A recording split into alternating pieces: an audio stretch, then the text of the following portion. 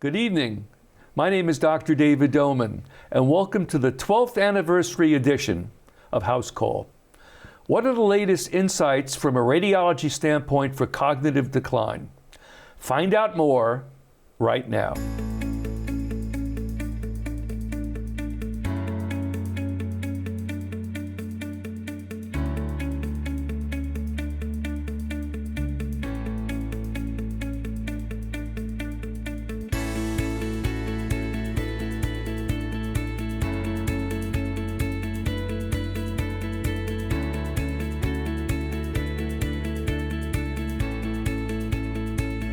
My guest this evening is Dr. Myria Petrou, a radiologist practicing here in Montgomery County. Myria, welcome to Housecall. Thank you. Thanks for having me. My pleasure. Briefly tell our viewers about your professional background.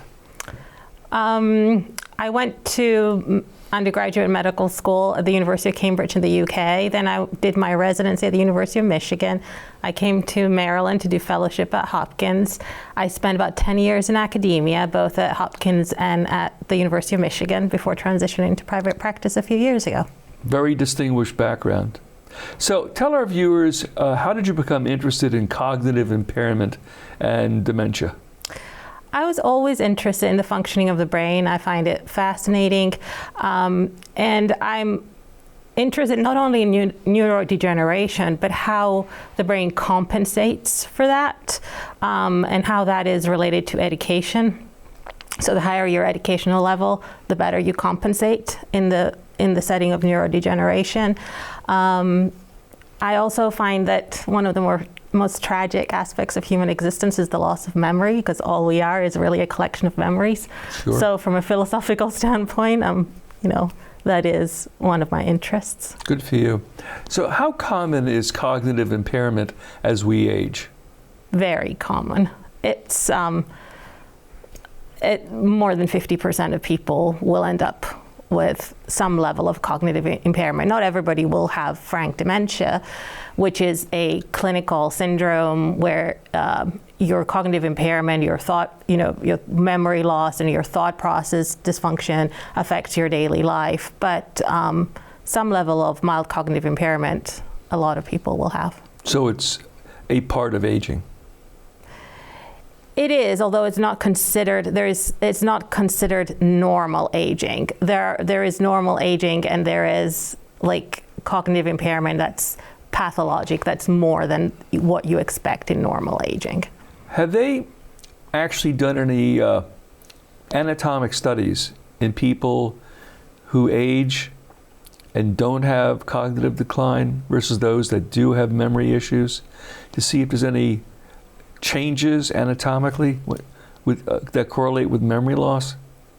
Oh, I mean, there are pathologic studies that show that what happens with memory loss, and there's different underlying pathologies that result in memory loss. One is it's what we call Alzheimer's disease, which is the most common form Sure. of dementia. But then you have vascular changes, you have other forms of dementia like Parkinsonian dementias, frontotemporal dementias. All of them are slightly different. And these are the different types of dementia that Yes. are out there.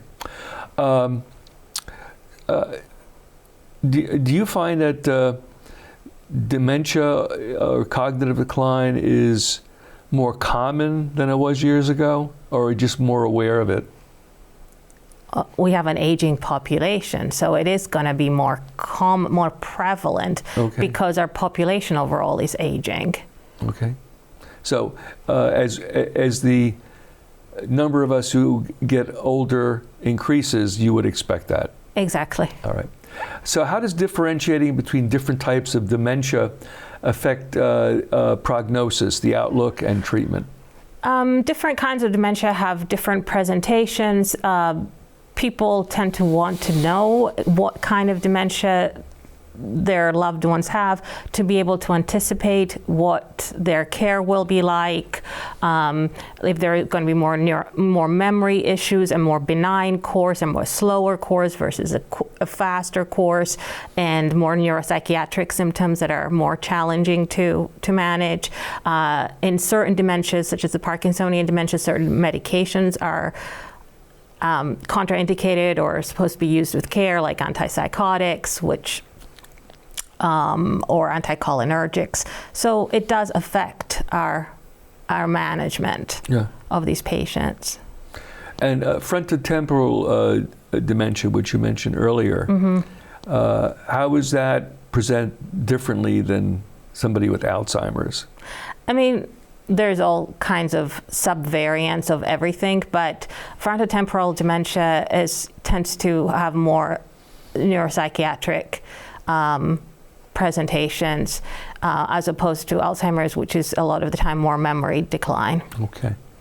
Now, what about amyloid? How does that play into all this subtypes of dementia? So amyloid is a protein that accumulates in the brain in patients with Alzheimer's more than 20 years before the onset of clinical symptoms. Is that right? Yeah. Yes. So amyloid fragments are in the cerebral cortex. The brain doesn't like accumulation of proteins that are not supposed to be there. So it triggers what we call an amyloid cascade. It's a neurotoxic cascade that essentially leads to a series of microscopic events that lead to neuronal loss in the end. The neurons die, and that's why you get dementia, you get cognitive decline. But it does predate the onset of clinical symptoms by 20 to 25 years. Really? Yeah. Yes. So if you have amyloid in your 40s, that's, And the other interesting thing is that certain people have amyloid. Like a third of normal elderly have amyloid but don't have dementia. So only a subset of the people with amyloid will end up developing cognitive impairment. Philosophically, what do you do if you do a scan on somebody for an unrelated reason, head injury or something, and if you find amyloid, what are you telling the doctor, the referring physician, and the patient? Well, you're not going to find amyloid unless you do an amyloid specific study. It's a PET study, right. And we don't like to do them on cognitively normal people for clinical purposes. The study is approved for patients with mild cognitive impairment and presumed where a clinical diagnosis of Alzheimer's is entertained.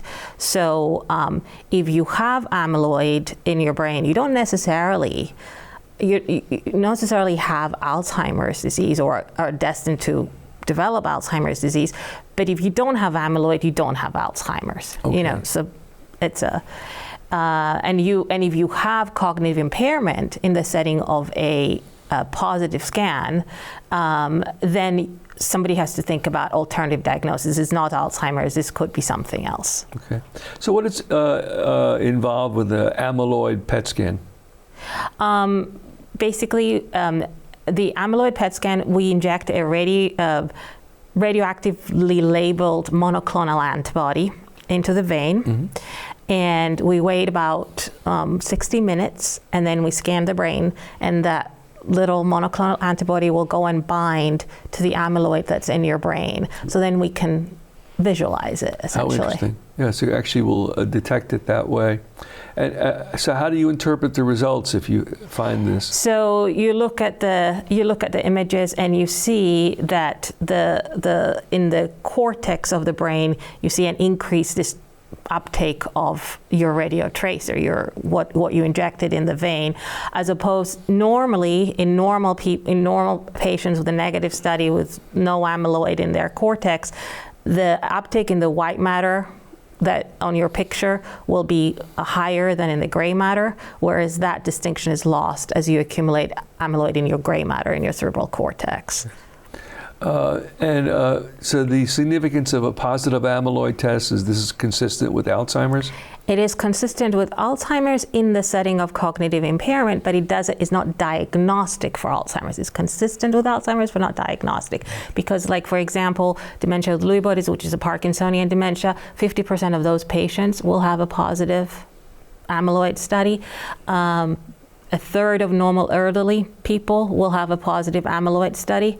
So if you have other clinical parameters that point towards Alzheimer's and a positive amyloid study, then that will point. It's one of a number of clinical parameters that a neurologist will use to make the diagnosis of Alzheimer's. Can you have Alzheimer's without amyloid? No. So that goes together? Yes. All right. So what is a significance then of a negative amyloid PET scan if somebody has cognitive decline? Well, then you have to look at other alternatives. This could be frontotemporal dementia. Right. You could be in the Parkinsonian dementia, the 50% that don't have amyloid. So it will point you towards an alternative diagnosis. Okay. And what about borderline studies? Borderline studies, the current recommendation is that we repeat the study in 18 months, because if by which time you'd think that it would turn positive, if it's going to turn positive, otherwise it will stay negative. Are there any other imaging studies that are useful in patients with cognitive impairment? Well, along with the PET, you get a PET CT, but most patients will also get a brain MRI. That will give you a good indication of the vascular component, microvascular disease or macrovascular disease, mini strokes or large vessel strokes, which can contribute to vascular dementia, which is very common, especially in the setting of hypertension and diabetes. That's what's called a lacunar state, as I recall. Yeah. Yeah. And you can also do that's what we used to do before amyloid became approved for clinical use, amyloid PET, and we still do it. You can do an FDG PET, which is basically a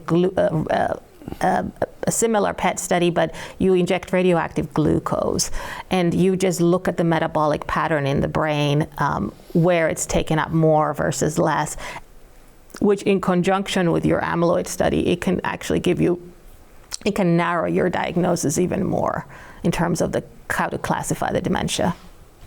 Are these scans covered by insurance? Medicare and Medicare Advantage covers amyloid imaging in patients with mild cognitive impairment. And several private insurances are covering it, and more are coming on to cover it. And if it's not covered, how much does it cost? Well, it's going to be in the range of thousands of dollars, but basically for the people that are the over 65s that can have that are covered by Medicare, it will be covered, so which is the majority of our patients. We're going to pause briefly for a public service announcement. More with my guest, Dr. Myria Petrou, in a moment. We'll be right back.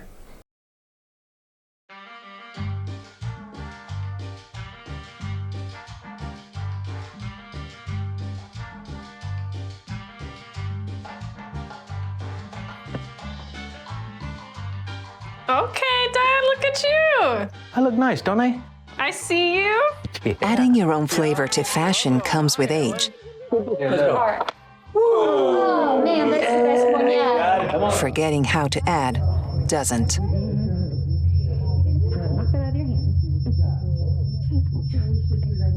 Finding it difficult to work with numbers may be a sign of Alzheimer's. Dad, are you okay? An early diagnosis can help improve the quality of life for your loved one. All right. High school. Yeah. Hey, Dad. Do you want to talk about what happened earlier? Learn the warning signs of Alzheimer's. Some things come with age. Some others don't. We're back. My guest this evening is Dr. Myria Petrou, a radiologist, and we're discussing new insights in evaluation of cognitive decline. Myria, when we paused for the break, we were discussing different indications for amyloid PET scanning. And explain to our viewers, if somebody has a positive amyloid PET scan, what does that mean for the managing neurologist? Yeah, so the reason that there's been such an increased interest and that now CMS is covering amyloid PET scans, PET standing for positive emission tomography. It's a nuclear medicine study, imaging study, where you inject the radioactive material through intravenously, and then which binds in different areas of the brain or the body, and then you take images. So having said that, the interest is because there are new approved anti-amyloid treatments. These are infusion treatments for patients that have mild cognitive impairment, currently approved, and have positive amyloid studies. So if you have a positive amyloid study and you have cognitive impairment, you can qualify for these infusion treatments, which essentially consists of a drug that's being infused intravenously, which binds to the amyloid in your brain and activates the immune system in your brain, the microglia we call it, to essentially kind of slowly remove it. And within about 18 months, amyloid actually goes away. And we have seen slowing down of the rate of cognitive decline in patients. So there's a huge interest in that, because the reason the imaging is approved and we do it routinely and clinically anymore is because there is a treatment. The amyloid imaging has been in existence for over 10 years. I used to do it on a research basis when I was in academia, and it is actually, we never thought that it would get to the point that we would do it in routine clinical practice. Yeah. We thought it was more of an academic exercise, and we never kind of expected it to come on board so quickly as a routine clinical tool, but here we are. So it does change your management. Of course. Yes.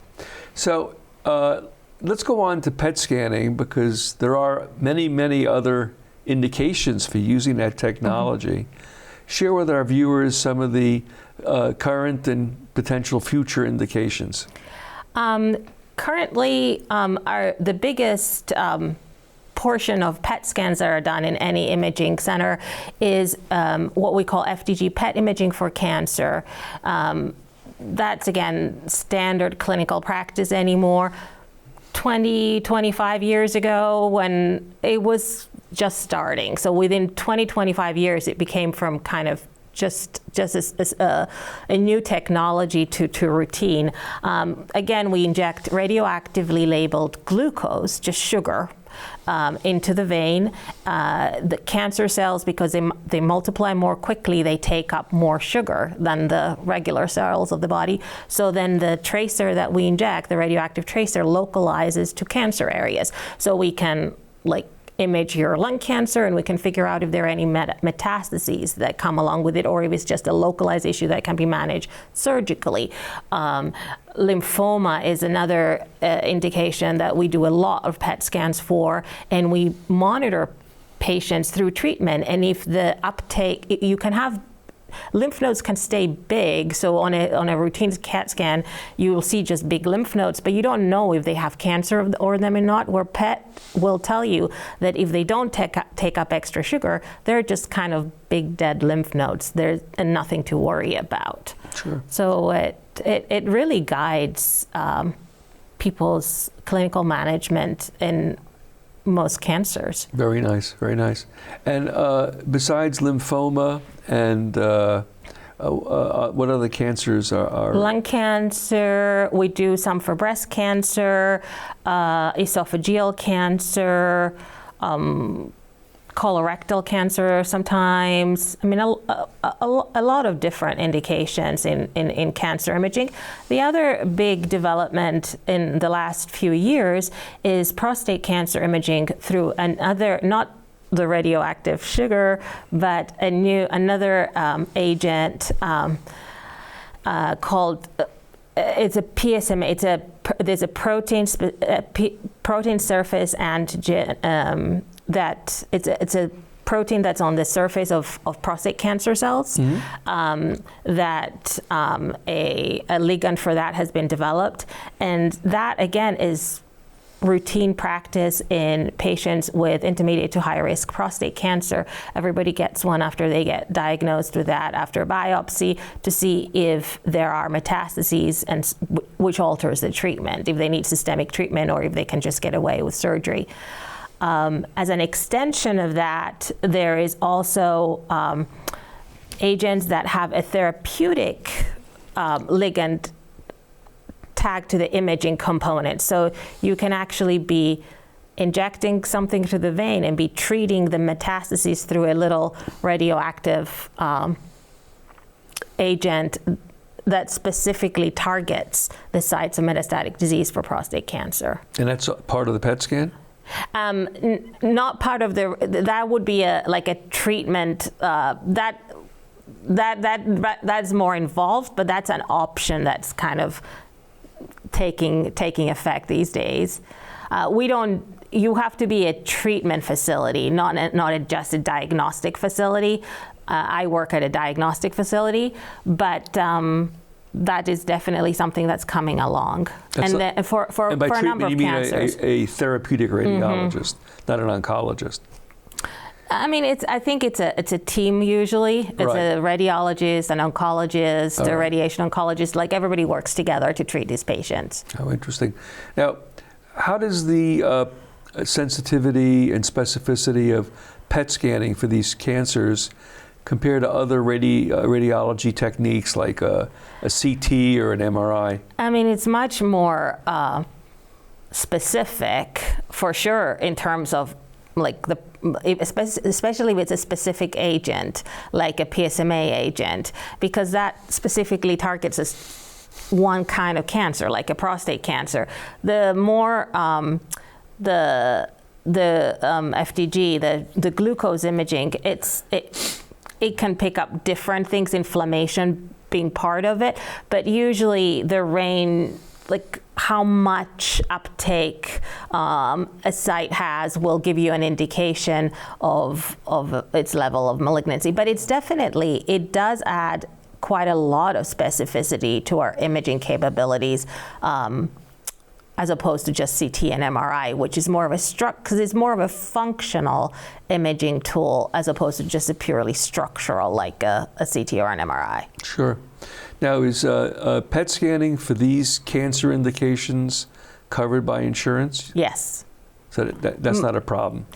No. I mean, again, we, like all insurances, we work to get pre-authorization. We have to submit documentation. But if it's indicated, insurance will cover it.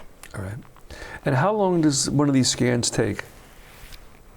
You get the injection, then you have to wait for a certain period of time, 45 minutes to an hour and a half, and then the imaging, it's another 30 to 45 minutes. So maybe a 2-hour appointment will cover it too. And are there any side effects for the patient? How do they tolerate it? Very well. Yeah. And it's not it's like a CT, which is not a very closed tube like an MRI. Right. So there's no issues with claustrophobia. Right. There's no issues with contrast, allergies, or anything like that. It's very well tolerated. Just the IV, kind of a little bit the wait time, but overall it's not onerous for the patients. And what you give, is it a problem if there's any renal abnormality? No. Okay. So what is the term theranostics refer to? That's what I was talking to you before, where you tag a therapeutic agent along with your imaging agent so that you can specifically target and treat, for example, metastatic sites of disease. So what are you hearing at the radiology meetings about future directions? Well, two things, right? There's more and more agents that are coming on. There's more and more efforts to combine diagnostics with therapeutics, the term theranostics. And so I mean, the expectation is that we're going to have more specific agents for breast cancer. We're going to have for like gastrointestinal cancers. Like again, along the what's happened with prostate, we expect that there'll be other agents for other specific to other cancers coming online. In terms of the cognition aspect, kind of going back. The latest development is that we have what we call tau imaging that's now approved. Tau is, along with amyloid, a later effect from amyloid deposition is what we call neurofibrillary tangles. First you have amyloid plaques, then you have neurofibrillary tangles in the cerebral cortex that also lead to, together they lead to cognitive impairment. It seems that the load of neurofibrillary tangles that we can quantify with tau imaging is actually a better clinical indicator of cognitive impairment. So I expect that to be incorporated in our management of dementia patients and cognitive impairment patients very soon, actually. Have you received any word about therapeutic opportunities for other causes of dementia, like frontotemporal? Frontotemporal is one of the hardest dementias to tackle. And it's amyloid negative. Right. Right, so I'm not sure. I'm sure something will come up, but I'm not sure that we're there yet. Sure. And given the I have to be tactful here. Given the cutbacks in the government funding for research, are there any concerns that the progress we've made may be hindered with cognitive decline in terms of diagnostic and therapeutic opportunities? Sure. Especially when it comes to how we tackle things for 40 and 50-year-olds, and not necessarily, the 60 and 70-year-olds that we know where things stand right now, and a lot of that progress depends on commercial applications. But for example, people have been advocating that there be vaccines that we're going to give to younger patients to prevent amyloid deposition. That I'm not sure where things will go based on the current climate. Sure. If our viewers have any questions, how can they reach you? They can reach me by my email. They can reach me through the radiology clinic, which is where I work. And I'll be happy to talk to anybody about any of this. Great. Well, thank you for joining us on Housecall. Thank you for having me. My thanks to Dr. Myria Petrou for an excellent interview. My thanks to my team here at the station. And my thanks to you, the viewer, for joining us this evening. Tell us how we're doing. If you have any questions or suggestions, you can reach me on the station website listed on the bottom of the screen. As for our next topic, it's going to be an important one. Councilmember Sales will be joining us to discuss Black women maternal health issues, a very troubling issue that's evolved both locally and nationally. See you then next time for another edition of Housecall. Good evening.